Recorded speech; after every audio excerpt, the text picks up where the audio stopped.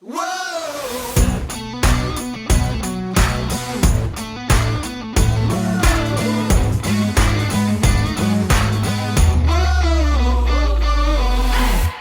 Welcome to the What's Our Verdict podcast, where we fashion ourselves cinematic judge and jury. My name is JJ Crowder. I'm here with my co-host, Mattson Heiner. Better read than dead. We appreciate you tuning in. Go ahead and hit that follow, subscribe, like, bell notification button. All those buttons that help you keep up with all of our episodes, as well as new information coming out. Tell a friend about us. Help us out. Go leave a review. All those fun things that help us grow the podcast. We appreciate it. All in all, though, we just appreciate you listening. So anything that you do outside of that is icing on the cake, as it were. Today, we're here to review Black Panther, Wakanda Forever. It was released November 11th, 2022. It was written and directed by Ryan Coogler. It stars Letitia Wright, Lupita Nyong'o, Danai Gurira, Winston Duke, Angela Bassett, Tana Huerta, Martin Freeman, and Dominique Thorne. The people of Wakanda fight to protect their home from intervening world powers as they mourn the death of King T'Challa. If you haven't seen this movie, it is still relatively new. So if you haven't seen it, you want to avoid spoilers, now's the time to pause the podcast, go watch the movie, come back, pick up where you left off, because we are going to spoil the shit out of this movie. Let's dive in. Look, I went into this movie thinking with very low expectations, if I'm being honest, because there's a lot going on with this movie, and with Chadwick Boseman passing away, rest in peace, whatever you want to say. Miss that dude. We've talked a lot about him over the ensuing months and years since he's passed. But this one's kind of carried a big when you think about, can this work without Chadwick Boseman? And I'm going to have I've learned in talking to some friends of ours on video games, a very I was on with a couple of them the other night, and they were asking me about the movie, and I was like, my take is controversial, maybe. I didn't think it would be successful without Chadwick Boseman, but I think this is the superior film. I have always been one that everybody was all cuckoo for Cocoa Puffs over Black Panther, and I liked the original Black Panther movie. I thought it was great, but I wasn't in the camp of it's the best Marvel movie ever made. It's the best. It was good, but it wasn't like outrageously good. It was just really good. This movie, I think, is better than the original. I think the stakes are higher. I think the character development is way better. And I think overall, to me, it was a more interesting movie. And part of the reason I say that is it's 2 hours and 41 minutes long. And it was long, and I knew it was long, and it felt long, but it didn't bother me feel long. Like, I wasn't sitting there going, good Lord, can you just end already? Like, I was like, this is really good, and I enjoyed 99% of this movie. So I thought they really killed it, and I just wanted to get that controversial take out there that I really do. Of the two Black Panther movies, both of them are great, in my opinion, but this one is the superior film, if I'm being honest, for me. Yeah, that's it. I'm processing kind of what you said. I mean, I got to be when Black Panther came out. It's hard to. It was definitely popular.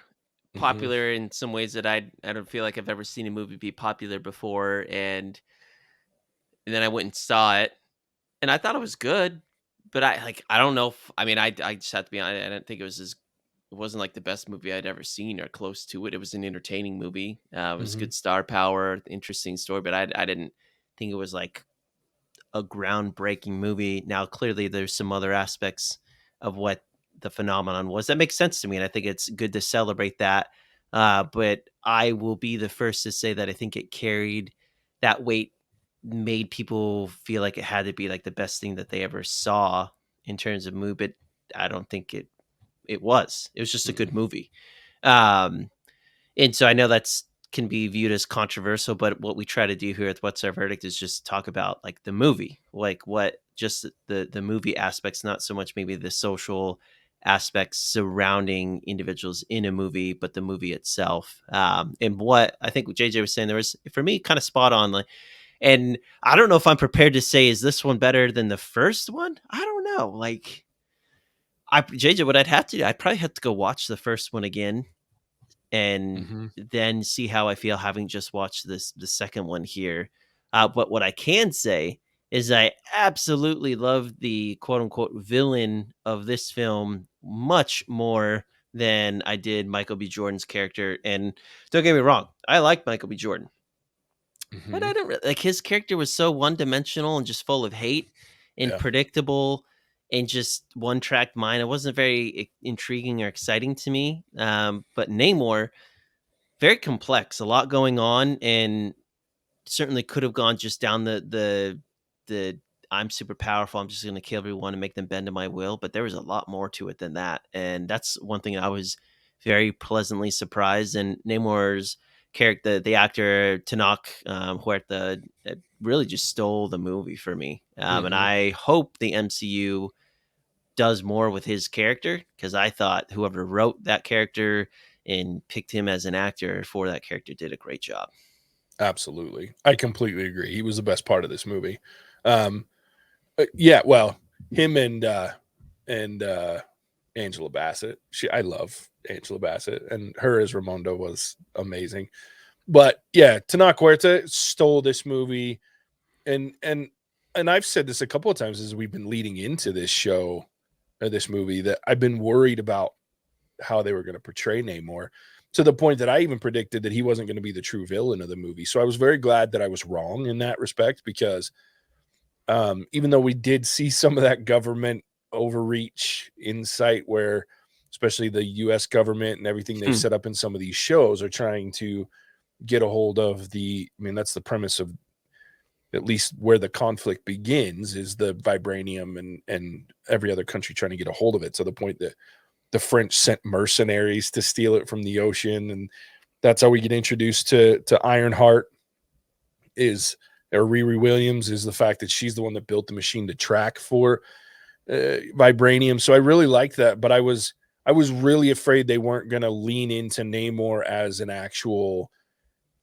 villain slash sometimes anti-hero. Like he's not a good guy even in the comics. Like they did a very good job portraying who Namor is in the comics. And so I thoroughly enjoyed it. And I'm with you, Mattson. I hope they do more with him. I think they've hinted at that with this movie, with that scene They with him and Namora. So I they hope found it comes through. somebody with him that Yeah.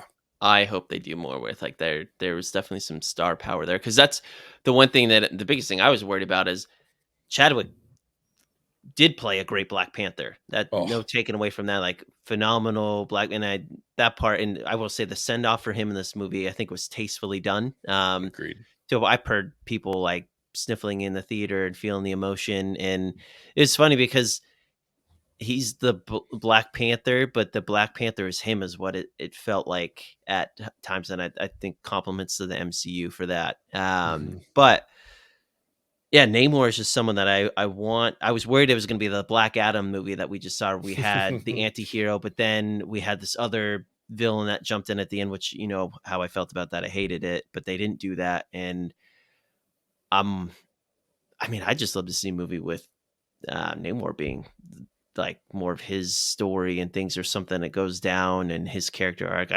I liked it because thinking about this movie without Chadwick, I was worried about, well, who's gonna command screen presence. And Shuri's character, Latita Wright, she's good, and I think at times did steal some scenes herself, but I don't know if she has the power to command it from start to finish. And I think that was one of my biggest worries, but it looks like they balanced it accordingly. Yeah, I agree. And it's been interesting because a lot of people have had a lot of gripe about the whole Chadwick Boseman and not recasting him. And I look, you have your opinions, and everybody is free to those opinions and what you like and don't like. And I think Chadwick Boseman was going to be a great replacement for Robert Downey Jr. for a while. Like I think he could have held up the MCU. Unfortunately, that isn't how that would played out. But I'm with you. I think the MCU and Kevin Feige and Ryan Coogler especially, I think just did a phenomenal job of paying homage to what Chadwick Boseman did throughout the MCU in the films that he was in as the Black Panther. And I think being able to also pay homage to Chadwick Boseman himself as an actor, and the fact that, and I heard it was said, I don't even remember where I saw it. I don't know if I read it or something, but there was somebody that was saying, people were upset because they felt like, hey, they had to relive, or they used his death and kind of like played it in the same way as what he did, his actual life. Two things. One, they worked with his family in regards to whether or not they could use that story in the way they did. But I thought it was an interesting take, in that someone was saying that, some people who really enjoyed his acting, not just in the MCU, but across the board. And he was very quiet and very, he didn't tell anybody he was sick. That's why it was Mm-hmm. such a shock. And so a lot of people, and this sounds really weird, but I get it, because, some people really touch you through their art and the things that they're doing. And he was like, a lot of us didn't get to say, or process that in a normal way, because it was so shocking and out of the blue. And so they kind of gave an opportunity through this movie to do that. And I think, like you said, they did it very tastefully. It was very respectful, and it played well for the movie as well, even though that's really, to me, the least important part of it. But I'm glad they didn't recast him. I think it would have been distracting. I think it would have been, I just wouldn't have liked it. And then, of course, with the post-credit scene, they set it up to where, in the future movies, there's an opportunity for another T'Challa. So I liked what they did. But and like I said, I know it'll be a controversial take that this one's this more superior film. But I think what, for me, set it apart from the others is you had two characters in the first one that I cared about, and that was T'Challa and Killmonger, right? The rest were all just kind of there. And the emotional performances from Michael B. Jordan and Chadwick Boseman were great. But this show, you had Ramonda, who's dealing with the death of her son and having to now be the queen of this kingdom that's going to be constantly under attack in some way, shape, or form because of what they are, whether it's subtly or actually blatantly under attack. And then you have this new power that raises up, and she has to deal with that and make decisions. You have Shuri, who's also trying to deal with not only the death of her brother, that she blames herself not being able to fix it, but also the fact that she is next in line for all intents and purposes, right? You have, and again, Namor, who kills it, but then you have this whole storyline of his people. I just thought there were so many compelling storylines, and the way that they wove them together throughout this movie, and they actually took the time to develop these 3 or 4 or 5 characters. And so, because you even had, I mean, what's her name? I can't think of it. The Denai Guerrera is the actress that plays her, but the Oh, head of, Okoye. yeah, Okoye, Okoye, that's it. you had that whole storyline of her failing, and when Shuri gets captured, and then you had Riri Williams, and the fact that she's now enemy number one to this almost invincible underwater kingdom because of her machine that she created. I just thought there were so many compelling and interesting characters with great stories and great development, that I thought that's why it was intriguing to me in a better film, because it's overall, there's so many things going on, and they did it so well, as opposed to just two characters fighting for the Mm-hmm. throne, and from two different takes of how to lead a people that were that powerful. So to me, that's what made the big difference. I love Winston Duke in I do Baku. too. Mbaku is my favorite when he calls Okoye, you bald headed she devil. Like I, I, I about fell over. No, I love Mbaku. He was my favorite character in the first movie. Just I yeah, love the little things that they chant and say. That dude's just cool, just cool dude. But they did it. He got beat up in this one, just punched in the chest. He thought he was gonna die for a hot minute there. But yeah. um, one question I had is with Valentina and Mm. Everett K. Ross. What are they trying to weave into there with Valentina? I didn't know she was a part of. I forgot to.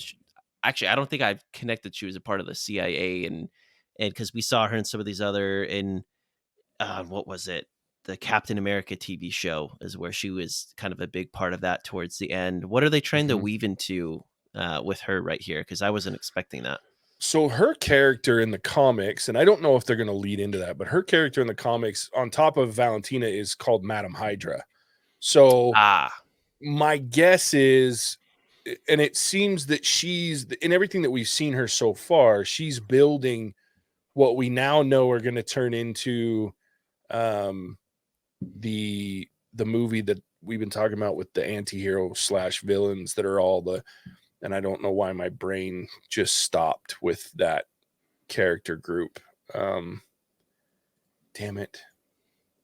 Anyway, they're doing another. It's like the Avengers for the bad guys, or used to be bad guys.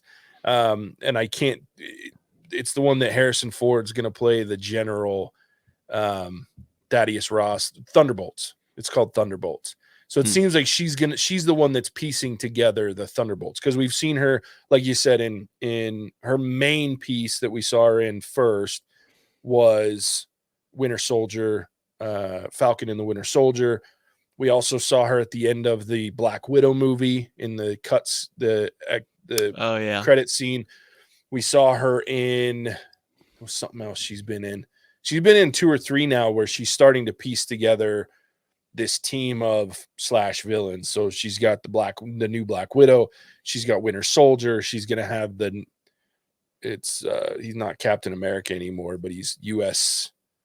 soldier or U.S. agent.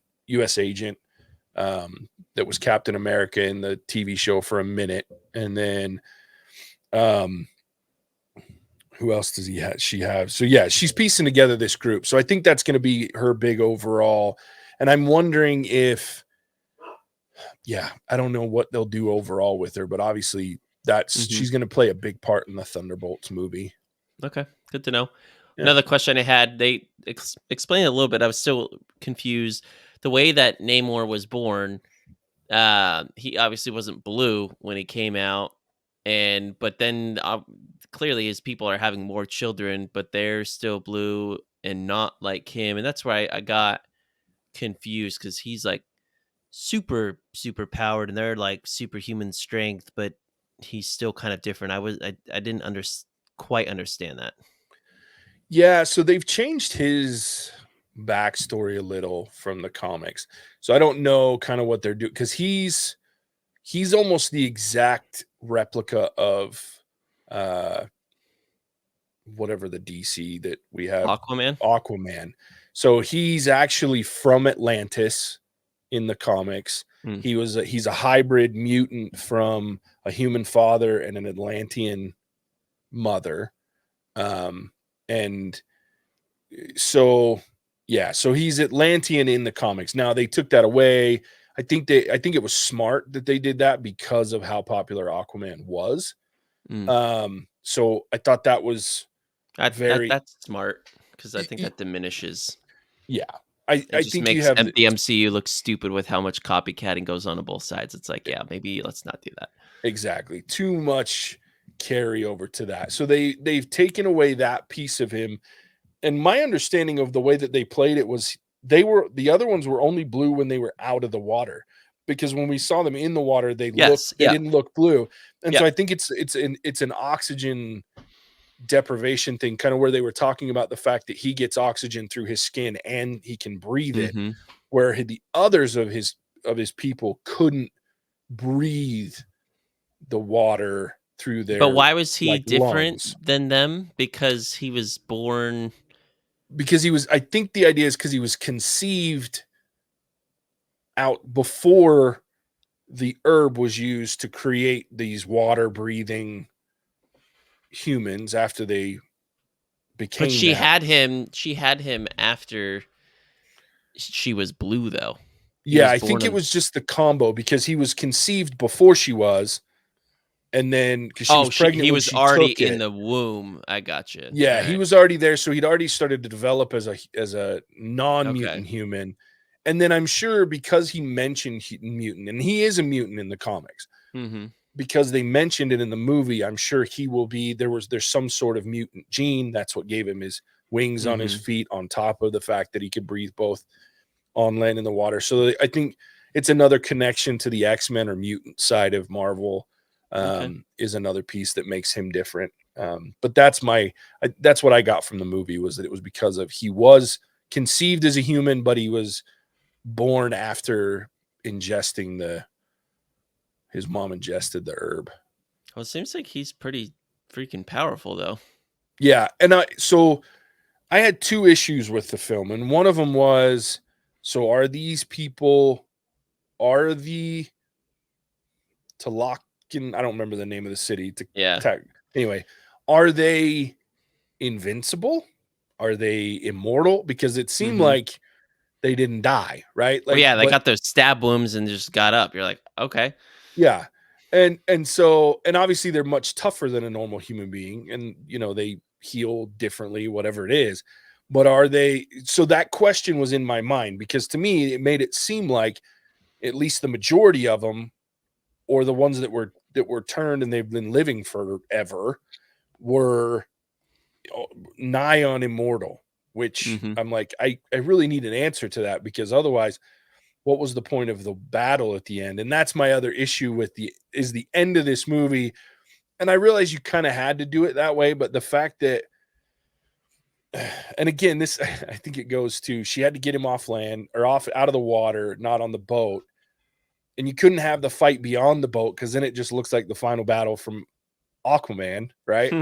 So I'm like, I get why they did it, but it felt so separate, where you have like these, you have his people, Namor's people, climbing up this boat. There's hundreds of them climbing up this giant boat. And you look like by the end of it, you have like 25 Yeah, Wakandans. you and they weren't like they were just pushing backwards, like, they would've just killed them because Yeah. they already were killing them. And these people have been brutal the Yeah. entire movie, which I love. And now all of a sudden they're just pushing them into the ocean. I'm like, I don't understand what changed, because without Namor there to tell them yay or nay, they would have just done what they do, in my opinion, which is just be brutal and kill. Mhm. And so I was like, you should have done that a little different. Like, have this battle be seen equal, right? Like, where there's a big fight going on top of the ship, and everything that's going on top of the ship is for all intents and purposes pretty equal, right? Like, they're knocking them off the boats, they're beating them, Well, maybe not killing them, but I thought they would've leaned in more to the Wakandan tech, to keep them on a level sure, playing field, and because we've seen in earlier ones where they have those, like, the shields shields, and all yeah, kinds of stuff and, like, special spears and stuff, and so when they didn't really use that, I was like, "Well, Namor's people are gonna whoop their tushies because yeah, they have, why am I forgetting what the steel's called? Vibranium vibranium, steel, but you're only as fast as you can move it, and if they're faster, then it's not much of a competition, and there's, like, 5 to every one of them. yeah. So I don't yeah, I was with you on that where there definitely was some serious discrepancies there where and it started to look like Avatar at some point in time, as well. Yeah, So, yeah. um, that definitely didn't line up. Yeah, that was my biggest, all through this movie. I was loving every second of it. And then during that, and I love the fights on either side of it, but I was like, in the time that it took her to pull the spear out of her stomach and then kick his ass at the end there and light him on fire with her jet or whatever it was, they would have killed all of the freaking Wakandans on that ship. And so there wouldn't have been any kind of like stop them in that moment. And that it was just so different from the rest of the movie, how everybody acted. And so I was like, I didn't love that. I think I'm with you. I would have loved seen more of the tech. And you even had the Midnight Sisters or the Midnight Angels, where you had the two in the big new tech uniforms that were ugly as hell, by the way. So stupid. I mean, they're cool characters in the comics, but their angel armor looks way different than those big old, the weird mask with like the thing in the back. Like, it was weird. Um, but yeah, the Midnight Angels are cool in the comics, and I was excited to see them, but it was really weird. But anyway, I'm with you. I wish we would have seen more of the tech that allowed them to be on more of a level playing field and just have this like battle that's kind of in a stalemate on top of this ship, and then they come after their battle. It would have made more sense to me Yeah. than I think having another them. thing I struggle with is one thing I like that Man of Steel did with when Henry Cavill's version of Superman when he fights the other guy from Krypton is that was one of the first superhero battles that they're like throwing each other through buildings and doing all that stuff. But I know that they can handle that because Superman, the guy's from he's basically Superman #2, Mhm. and that type of brutality and violence and the way they're punching each other. I'm like, you know what? They're probably going to survive that. But what's hard for me with someone like Neymar versus Shuri is I know that that suit's cool and I know that that herb is dope, but I also have seen uh, Chadwick, sorry, Black Panther T'Challa. get hurt, T'Challa get hurt, and then even and so I'm like, well, how and it's same thing with Captain America to an extent, like how superhuman is superhuman versus if you have the equivalent of like a demigod slamming you against a spear and your body hits it like maybe your rib or your actual collarbone's still gonna break, and those things are always. But that's something DC and MCU always juggle with, and it still was hella entertaining. And the fight scenes in this between the two of them were really cool. I think one of the better fight scenes MCU's done in a long time, Mhm. to be completely honest. But it's always hard for me to grapple with that because Namor is in immortal, invincible to an. I mean, and but then I'm like, is Shuri really like that? Like, how powerful is that herb that she ingested? And sometimes I struggle with their power levels Mhm. because Yeah, it and seemed I'm like that dude was torching her for a long time, and like she was just getting it handed to her. I'm like, can you like really stand up to that? No. yeah, and I'm okay. I was okay to a certain degree with like the actual physical beating that like where she's getting thrown into stuff. We've seen T'Challa in his armor take some pretty like he was getting shot from like some big old gun on a helicopter in Winter Soldier, and they were Mm-hmm. just bouncing off of him like it was nothing because of the vibranium. I was okay with a lot of that. My issue was you get for that vibranium spear to go through her vibranium suit, and then she just pulls it, breaks it off, and then pulls it through herself. Cool, right? But there's still organs there. Like, Oh no, yeah, you're like super compromised at that point. yeah, And we like know I we've don't. seen it. It's not like you're healing immediately because we have seen there's precedents where that's not Sure. happening. Yeah, and that's my like I was like okay with the physical beating because they've given me the impression through the past of Black Panther being on the screen that the suit absorbs a lot of energy and a lot of the pain and suffering you would be going through. Now you're still going to feel it, but it's much different degree than but when you puncture the suit, your body, whether you're on a power herb or not, the healing never showed that was like an instant fix, right? Like Mm-hmm. it was, and you just like your kidney, your pancreas, your stomach, like there's shit in there that when that goes through, the suit's not just going to fill in, and you may have accelerated healing, but that damage is still done. And so I was like, that was the moment where I was like, okay, Yeah, yeah, but I but mean, I can overlook that. we know how I feel about Thanos and Yeah, Endgame and with yeah, like that's always something they got to juggle. But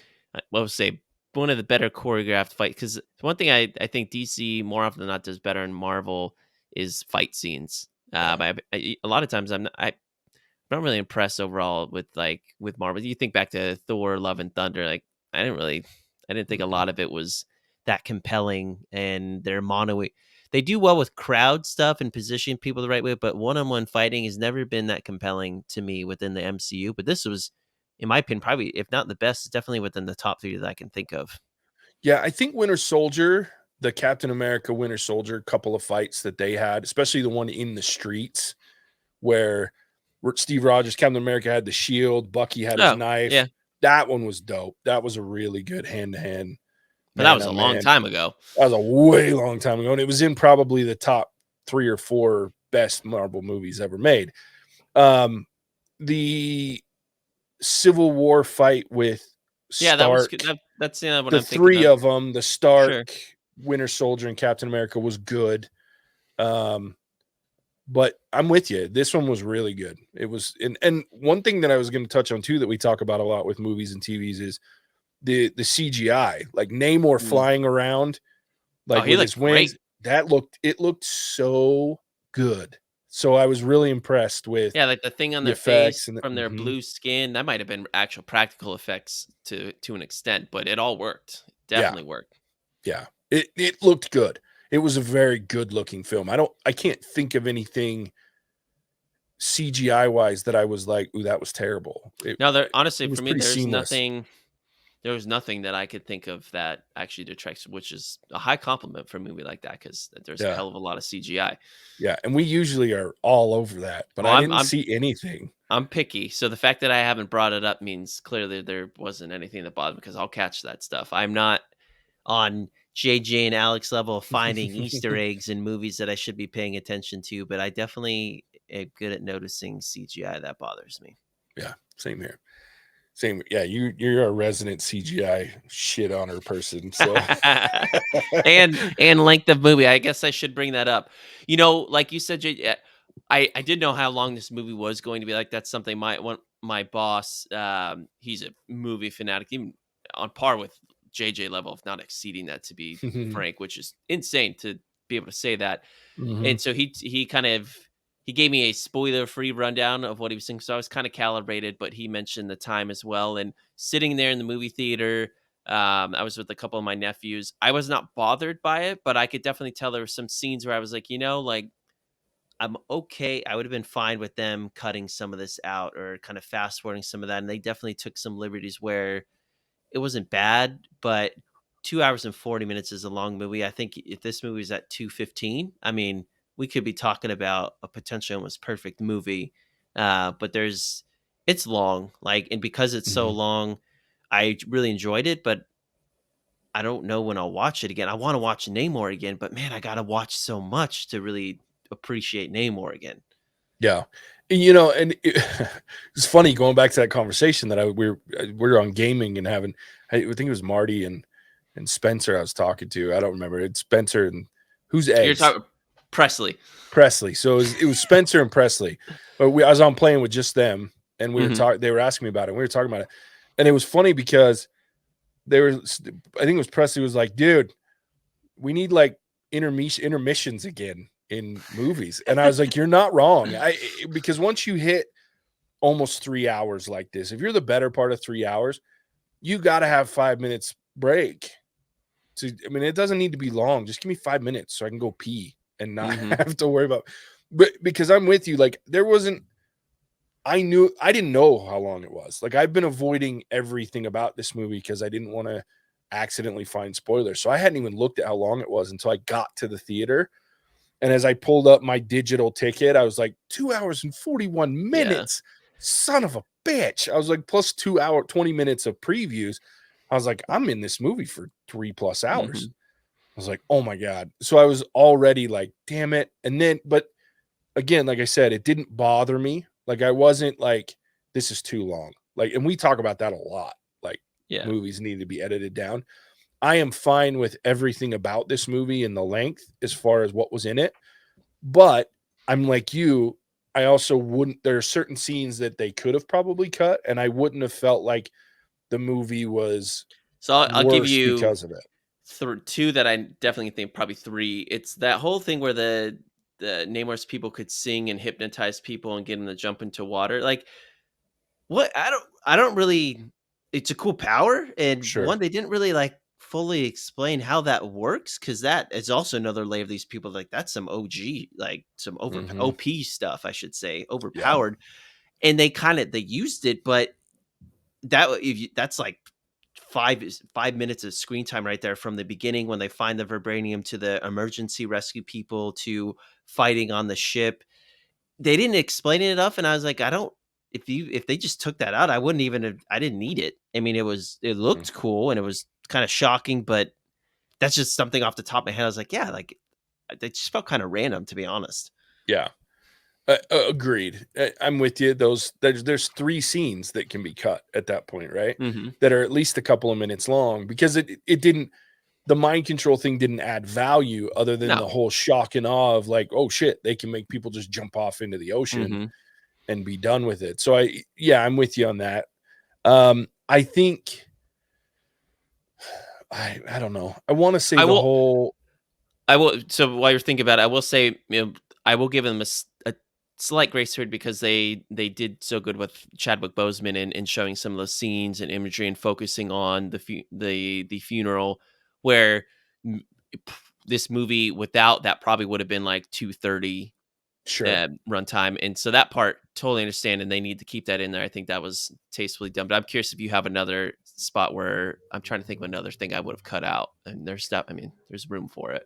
They did like a mini funeral for Ramonda, and Mm, I get that you needed it, but we already saw the ritual that they go through fair. because of Yeah, T'Challa. We could have skipped right to M'Baku and Shuri's conversation, fair and point. it wouldn't have bothered me because I've Yeah. already witnessed 15, 20 minutes of Mhm. this funeral procession, and then to me, that was more impactful than, "Oh, I'm watching it again." Look, I get it, they're gonna do it. This is your That's a really queen that good just point died. because we needed that conversation. Don't cut that out, but yeah, that's a really good But point. That everything would before it, between her dying and them having that Mhm. conversation, I Mhm. don't need it because I've already seen it.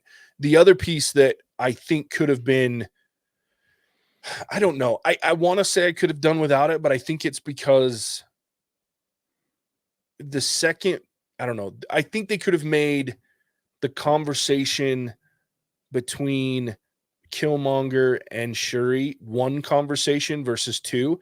And I know that doesn't seem like it would take a lot away, but the cut from when she gets her ass handed to her by uh, Namor, and then it cuts to her saying, "No, I'm not like my brother. I'm gonna kill this dude. I'm gonna get my vengeance," or whatever it was. That could have been part of the original her going to the other side, and then we don't need the revisit of her actually the finishing the conversation. Does that make sense? Mhm. And then you just have Ramunda coming in and saying, "Look, show him who you really are." Yeah. That to me would have been showing those contrasting views and the two parts of her personality that made her very different from T'Challa, which I thought was great. And I loved the idea of her summoning Killmonger as opposed to her mom, her dad, or her brother because she's angry. You know what I mean? Mhm. And she wants revenge, and that who is who she knew would have advice on that. I was perfectly cool with that scene. In fact, I loved it. What I didn't love was that they cut the conversation or her response to, "Are you going to be like your brother?"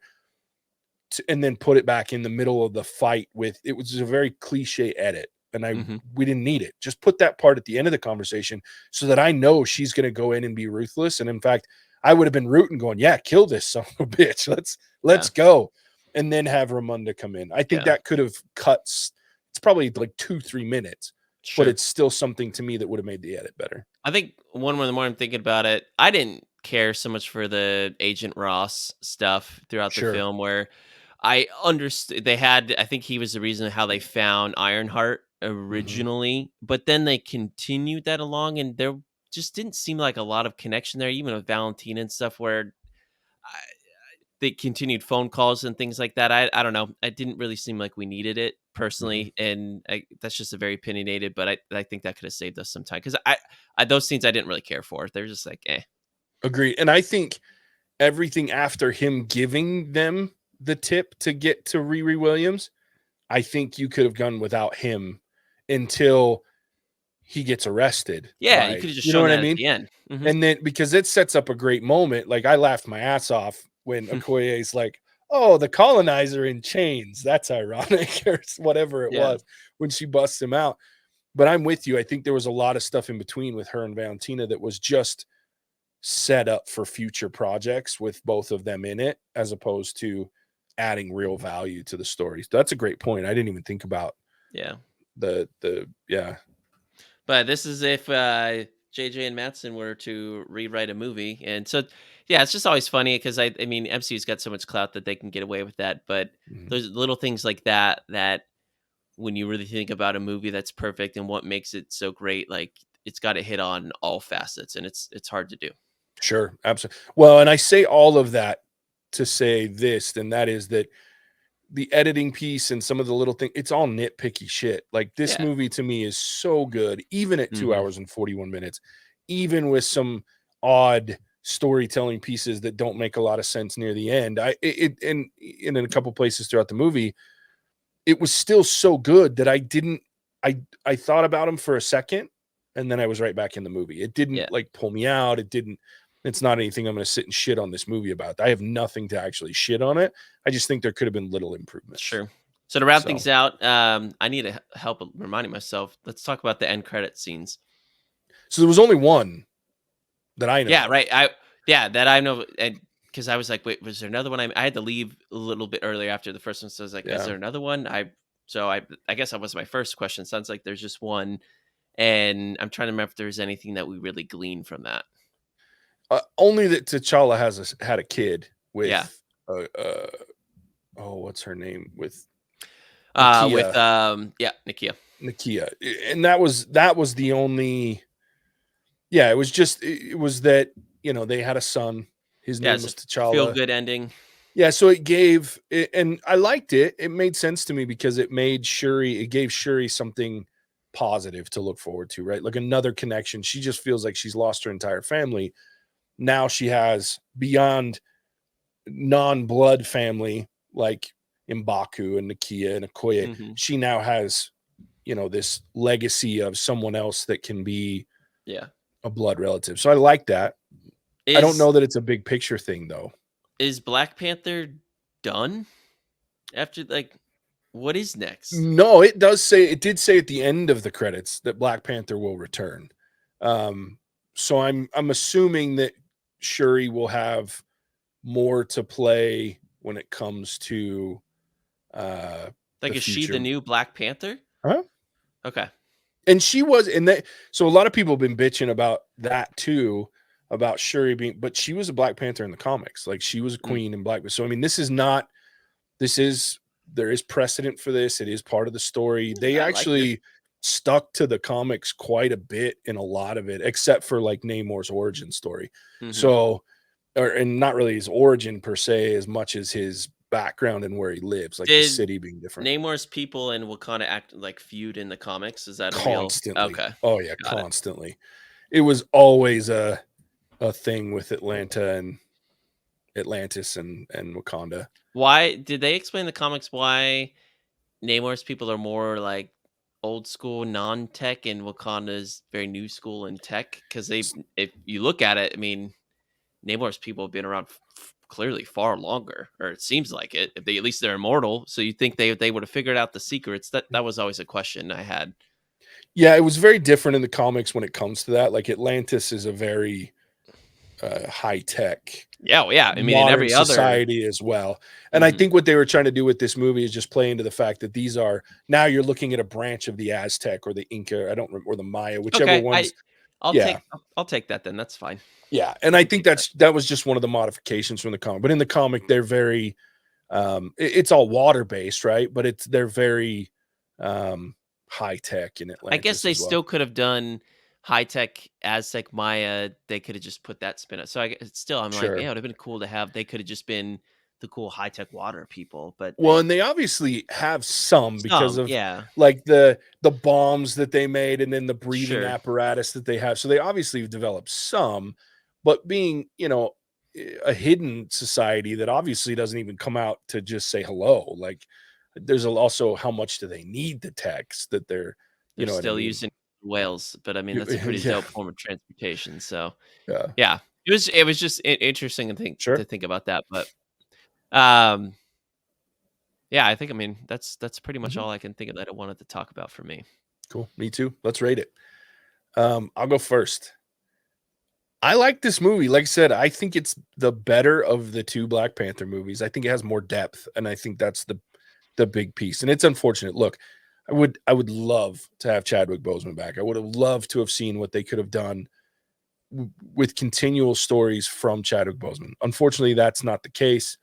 And I would love to have him around. But based on the fact that they're in a very difficult situation going into this movie, do you recast it? How do you move forward? So kudos to Ryan Coogler and how he wrote this movie and directed this movie, and kudos to Marvel for letting him do it the way he wanted to do it.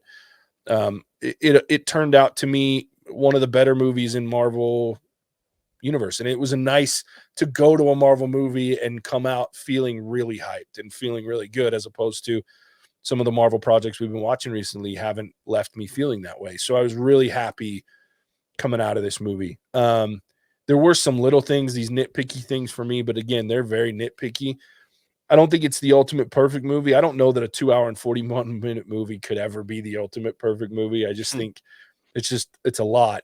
And there were some things that just didn't need to be there, could have been cleaned up. And then even more than that, there were a couple of things at the end that just didn't make sense to me because it didn't fit with how people were acting throughout this movie, specifically the fight scene at the end with why just back them up to the back of the ship as opposed to this brutal army of underwater people had just been murking people the whole movie. So why do it differently other than we need it for the story? So, and you had people in that army on there with plot armor. So it's just, other than that, but again, those are all nitpicky. I thought it was a great movie. It was well acted, great story, great writing, great visuals. It was heart wrenching. There was a lot of hard topics, a lot of dealing with loss and grief and how that can change you. And a lot of cool things that are coming for the future of the Marvel, I think, with Ironheart and, the Thunderbolts. And I'm excited for the future of what we saw in this movie. So I'm going to give it a 4.5. Not quite perfect, but it's up there for me. It's a great movie. And I will watch it again when I have a free 3 hours.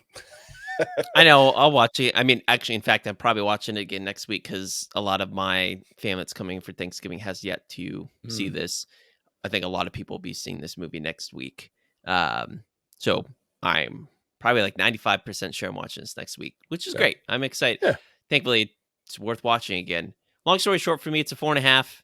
JJ, I'm not going to reiterate everything that he said. There's enough things in here that it's not the perfect movie. It's just not. But it's a very good movie. Everyone should be watching this if you're a fan of the MCU. And in fact, I actually talked to JJ about this offline. This is a return to OG Marvel for me. What they do best, telling stories. This was not a overtly complicated story. There wasn't a lot of twists and turns. But for me, as I was talking to JJ, it's been hard as the MCU is biting off a lot, which I hope they execute on. But they're dealing with a lot. And when you think about Iron Man and Captain America and Hawkeye and Black Widow and all that, and they were telling singular stories that they started to piece together. And Thanos as a bad guy was complex, but made enough sense. Even with the Gauntlet, I didn't get too crazy, but with all this multiverse stuff, I'm questioning how they're going to tie the bow together.